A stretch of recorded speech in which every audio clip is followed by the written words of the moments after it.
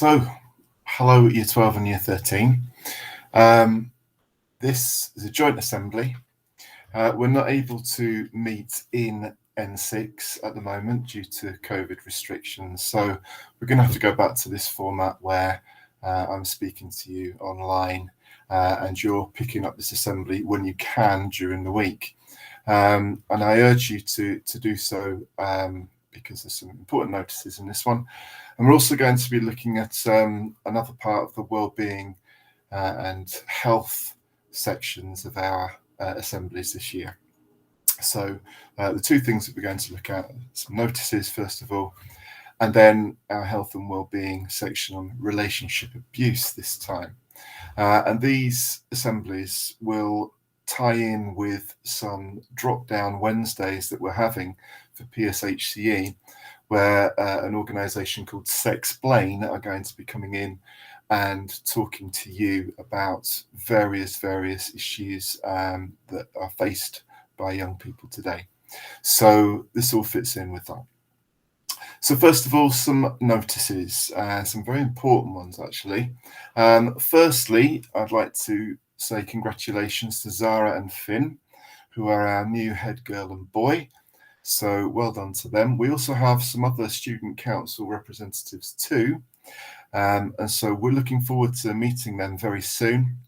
They will help us organise sixth form policy and ideas and be involved at quite a high level really in how the sixth form functions. And we hope to be seeing them this week before half term, definitely, to begin the ball rolling there with various things that we want to talk about. So that's Zara and Finn, so well done to you. Now some arrangements after half term. As you know, we were able to allow Year 13 to have some freedom during study periods and breaks and lunch times. Well, after half term, I can say that most Year 12 students will be able to leave the school premises too.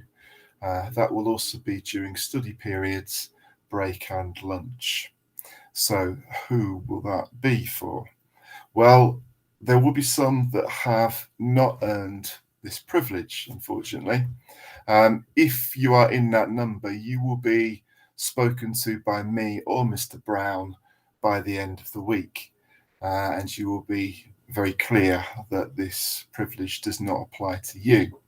However, I have to say it's the majority are absolutely fine. There are some Year 13s also that will have lost this privilege. They will also be notified by us too before the end of the week. Now, what have we made this judgment on? It's been made on your attitude to learning. We have that information back from your teachers. It's been made about attendance, punctuality figures, missed lessons, etc. If you are failing in any of these areas, then you've got to sort that matter out. And the only way that you can sort that matter out is by being in school and proving to us that you are capable and able to produce your best. Otherwise, we cannot allow you these extra privileges. So up your game, basically, those of you that want this privilege and haven't got it this time. And we will help you to do so, but a lot of it needs to come from you as well. But we will talk to you about that as the week goes on. I have to say at this point, I don't want to dwell on the negatives because there aren't that many. The majority of you are absolutely fantastic and you've had a brilliant start to the term. You've worked hard, you're producing your best or the best that you can. And that's all that we ask for.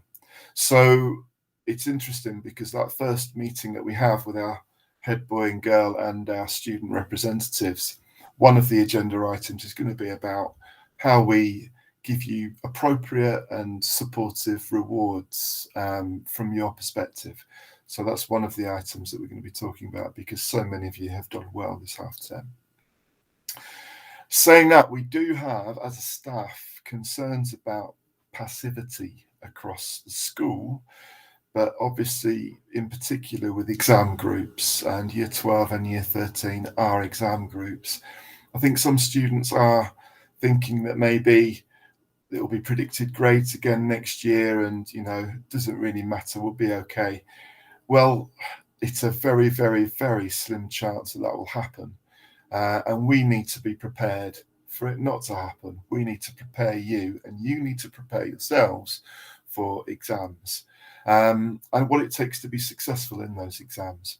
So we're a bit concerned that students, sometimes through no lack of their, it's not their fault particularly. You've just come out of lockdown, and things are progressing quite quickly now. You might have been a little bit left behind by events, but we're concerned that some are just lagging behind a little bit, and some of you don't understand what the rigours are that are needed to do well in exams. So after half term, there's going to be far more emphasis on preparing you for that, coaching you, helping you with revision techniques, and other areas that will make your exam performance far better. We've done a few this half term. We've had walking, talking mocks, which have been brilliant. A lot of you have been to see me to say thank you very much for those, and that's appreciated. But we'll be doing more of this sort of thing so that you can put the necessary time and effort in to do well next year. So concerns about passivity, which we need to address, and we need to address them in more than one way. And one of those is creating the right environment. Now, this affects how we're going to use the downstairs hills and bistro from half term onwards. So from half term, the downstairs hills is solely, completely an area for study. Okay, during study periods, all we want to see is students doing some work. So any computer games, card games, etc., that's knocked on the head from half term during study periods. So downstairs hills is for that purpose only. We also want all food to be consumed in the bistro area. Simple reason for that is it was getting trashed elsewhere. Again, the sheer numbers, I think, doesn't help of you in those areas. So we've made a decision that food will be consumed just in the bistro area. Now, at breaks and lunch, the front section of the study area downstairs in the hills, you will be allowed to sit with your friends in there, absolutely no problem, but no food will be consumed in that area. So basically any carpeted area downstairs in the hills, you are not allowed to take food in or beyond certain points of the bistro. So I think that's clear. I think it's understandable why. You've seen the mess occasionally, but also it's to promote this idea of it being a study area too. So the other thing to mention is enrichment. There's more of this on the way. We've had Restart a Heart last week. We also had Eric Hirsch, who was zoomed in, doing a meeting with various students, not just in our year group, but elsewhere too. Again, students have been very positive in their responses to both of those things. So we've started with our enrichment processes, so please get involved. There are more to come. We've got work with Thompson Court Care Home coming up. So please get yourselves involved in these things if you haven't already done so, and look out for more notices that are coming out next week. And I'd like to say at this point, thanks to Miss Shah, who's done a lot of work in the background preparing these things. Some of the notices may come from her and the reminders, but we'll do our best to all get involved in promoting and enabling you to get to these enrichment processes. So that's coming up next week. So they are the notices for now. But what we'd like to do now is just to continue this theme of health and well-being. We spoke last time about dealing with anxiety, and the assembly is now on the sixth form website. You can see that if you need to go back to that and look at the information there. But a lot of what we're talking about at the moment is to do with kind of acceptable behaviour. We're tackling issues within school that have been raised recently, the sorts of issues to do with harassment. And as you can see here, this sort of quote, which is now being kicked into touch. We cannot have this kind of attitude on show anywhere in school or anywhere else for that matter. People play hard to get, so it's important not to give up at the first no. It's expected you'll keep asking to show you really like someone. So this harassment, this problem that we have with society at the moment, we don't want that infiltrating into school or having any part of school life. Now, we thought we'd talk today about what actually is a healthy relationship. Some of you may be in relationships at the moment, so it's important that we are clear and that we know what the parameters of those relationships are and what constitutes a good relationship and a bad relationship, really. So the things that denote a good relationship are just coming up on the screen now. There's 5 or 6 things here that you can see coming up. So a good relationship will constitute one that has good communication, where both parties are clear and have a fair chance to speak their minds and their attitudes about certain things. There's mutual respect, trust, honesty, equality. People have an equal footing in this relationship. And most importantly, I think it's that bottom one there. You still are yourself in a relationship. You should be free to be yourself. And anyone encroaching upon that and trying to change you as an individual is risking an unhealthy relationship and possibly worse. Now, it's important to say that there may be disagreements within any relationship, but when it comes down to control or someone overtly trying to control your behaviors, then there is something wrong. So what can those controlling or threatening behaviors be in a relationship? Well, they can include physical controlling or threats. There may also be sexual control and sexual behavior that means that somebody cannot express themselves in an appropriate way. There might be emotional control. We also may need to sort of look at financial control. Somebody might be using that in order to gain a footing over somebody else. And of course, all of these, I suppose, constitute some kind of psychological control. So if these things, and you weigh these things in the balance in your relationship, if you find that your relationship does not feel right because of these issues, then it might be time to get out of that relationship to end it. And it's very important that you think about that consideration and that group of subjects there and issues that might cause you to do so. Of course, we might be overstating things sometimes. There are healthy disagreements within relationships, and there'll be times when you do not agree with each other. But we need to be aware that if this escalates from beyond just being a healthy disagreement, then it could be a point to change that relationship or end it. So a normal healthy disagreement can happen between people who feel able to express their views and opinions. Surely that's why people begin a relationship, because you respect each other's opinions in the first place.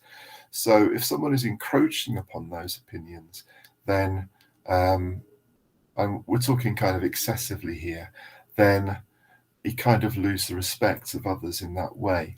So a healthy disagreement would equal one that means there's negotiation. No one is trying to get the upper hand here. No one tries to emerge as a winner. There are no losers in this. There is just a healthy disagreement that is perhaps resolved or not, as the case may be. But we get into the realms of abuse in a relationship when the following stuff happens. If there is one person in this relationship that is intentionally or consistently hurting or bullying the other, um, then things need to change. When the abuser is always right, no one is always right, and there needs to be some common ground where things can be discussed. So if one of the party are always right and consider themselves to be always right, then there could be an issue here. If the abused is always to blame, then again we have issues here. Relationship abuse can happen between people of any age, nationality, religion, family background, race. It can occur anywhere. And people need to understand that fact. And it can often occur between young people in different types of relationship. It could be boyfriend and girlfriend, it can be parent and child as well, whether they live together or separately. So relationship abuse is not just people in a kind of physical or sexual relationship, it can be within families as well. So you need to be aware of this kind of behavioral happening in any kind of context here. Relationship abuse can happen in some cases after a relationship is finished. We'll talk more about that when we look at harassment and issues around that area. And as we said before, relationship abuse often uses physical, emotional, sexual, or financial weight behind it. And as we said before, we need to be very careful when things are in that particular realm. It happens to women. The majority of relationship abuse cases happen to women. They're usually the targets of abuse, especially in heterosexual relationships. But men can also be targets of abuse.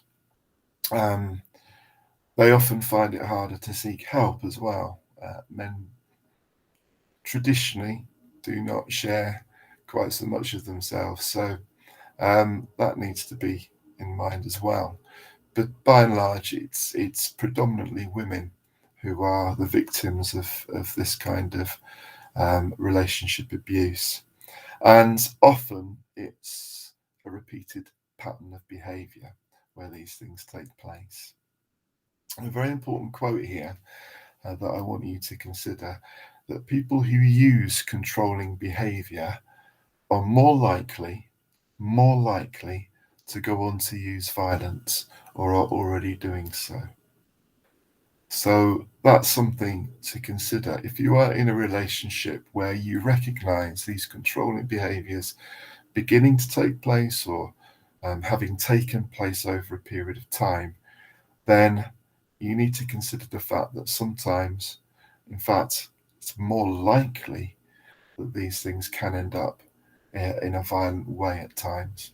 So, more important to do something about that relationship sooner rather than later. So, it's all very, very well as saying that. Where do you go for help in these matters? And again, just like we said about anxiety and depression and things in the last assembly, it's a very, very simple answer. You need to do something sooner rather than later, and you need to talk about it. You need to talk to anyone that you trust in a position of responsibility. So it could be a trusted adult, this could be a parent, it could be a teacher, any teacher at school, and it could be your GP. You are quite within your rights to talk to a GP about any issues that you are having. Now, we have our sixth form contacts that you can talk to. Obviously, there's me, there's Mrs. Bradley as our student support officer, Mrs. Booth, Mrs. Durrans as well, although she's not in sixth form at the moment, you can still speak to her. She's often located in her sixth form, in a sort of BG office, where careers advice is given. There's also, this is Mr. Brown, of course, and Mrs. Kennett, who have joined us in sixth form team. all of these people that you can talk to in school. But on top of that, we have obviously Mr. Atkinson is our safeguarding lead, and this would come under a safeguarding issue. You can talk to him directly and refer to him any issues that you are having. You can also talk to any teacher. We are all trained in this. So if the thought of coming to me with this sort of issue fills you with dread, go to a teacher who you trust. They will be able to direct you in the right direction. We've all had training in these matters, so you must say something to somebody as soon as you can, or of course any student support officer in any year group. It's far better to have an open conversation with someone else about it than keeping any issues or feelings or problems inside. You need access to support, and through any member of the school or any other trusted adult, you will be able to access that support. And school is very well connected with getting you information and contact with support groups that will help you.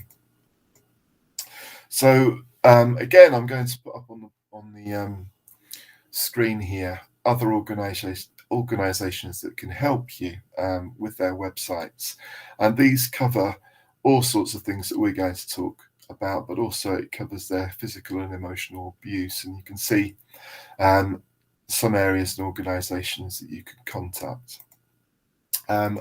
Again, I'm scrolling through this quite quickly, but this will be available on the website again, and these organisations will be there for you to see.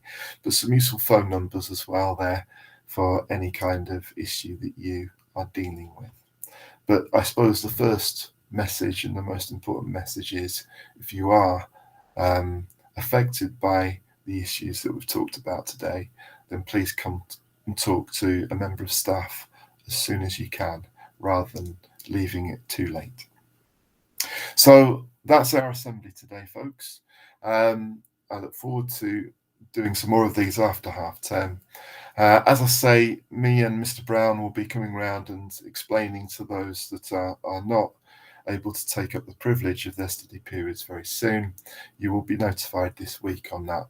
But I have to say, well done to the majority of you. You've had a fantastic half term and are doing everything that we expect them to and more. Please keep it up. Please see us if you have any issues at all. And if I don't see you beforehand, have a lovely half term, have a restful half term as best you can, and we'll see you in that new term and the run up to Christmas. So, farewell.